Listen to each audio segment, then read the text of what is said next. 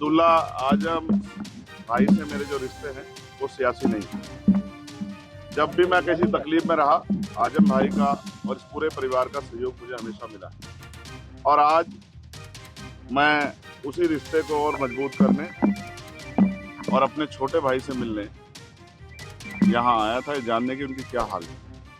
मुझे बहुत खुशी हुई। मैं सोचता था कि जेल में है तो परेशान होंगे, लेकिन जिस ताजगी के साथ मुलाकात हुई, इससे ये पता लगता है कि वो बहादुर आदमी अपनी लड़ाई को लड़ रहे हैं और जो हालात हैं वो उससे वो किसी छिपे हुए नहीं है। मैंने उनके मुकदमे को भी पढ़ा है, ऑर्डर भी पढ़े हैं, किस तरह की चीज़ों में उनके सजा भी पड़ी।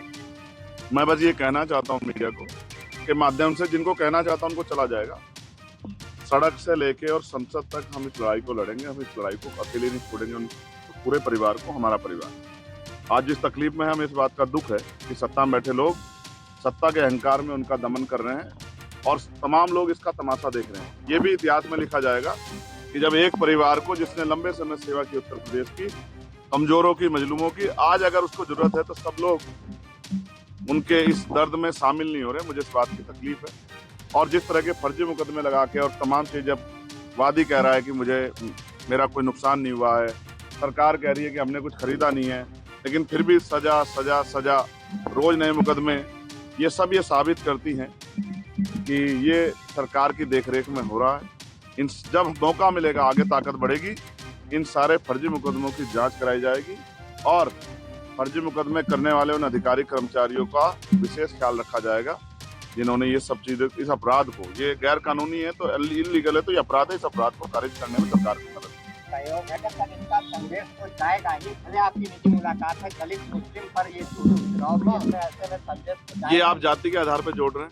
नहीं, जाति के आधार पे नहीं, ये संदेश तो चला ही जाएगा। आप इसको ये क्यों नहीं कहते कि एक परेशान साथी के साथ एक परेशान साथी खड़ा हुआ है, एक वो जो जुल्म सह रहा है और एक जिसके ऊपर जुल्म हुआ है।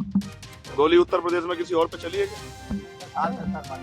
1 साल हो गया। इससे पहले आपको शायद नहीं पता है, लगातार परिवार के जरिए मेरी बातचीत होती है, उनके साथी जो यहाँ थे उनके जरिए मैं जानकारी लेता हूँ। मैं इसको पॉलिटिकल नहीं बनाना चाहता था इसीलिए, लेकिन अब मेरे पास ऐसे इनपुट थे कि अब ज्यादा मेरे भाई को मेरी जरूरत है। तो ऐसे समय पे मेरा चुनाव में घूमना या वो सब चीजें बाद में मैंने उनको दिया और मेरा मन था कि पहले मैं जाके मिलकर उनके हालात को जानूं। मुझे एक खतरा और है, ये मेरा पर्सनल है, मेरे बहादुर छोटे भाई ने मुझसे नहीं कहा। जिस तरह से पिछली कई घटनाएं हुई है, मैं उनकी जान की सलामती की प्रार्थना करता हूँ और मैं सरकार से कहा हूँ कि ठीक है, आपके विरोध, अंतर विरोध हो सकते हैं, वैचारिक विरोध हो सकते हैं, राजनीतिक विरोध हो सकते हैं, लेकिन मैं चेतावनी के तौर पर कहना चाहता हूँ कि अगर कोई इस तरह का षड्यंत्र या साजिश करने की कोशिश की गई तो हम और हमारी पार्टी के लोग बिल्कुल चुप नहीं रहेंगे। ईंट से ईंट सरकार की बजा देंगे। चेतावनी में सरकार को देना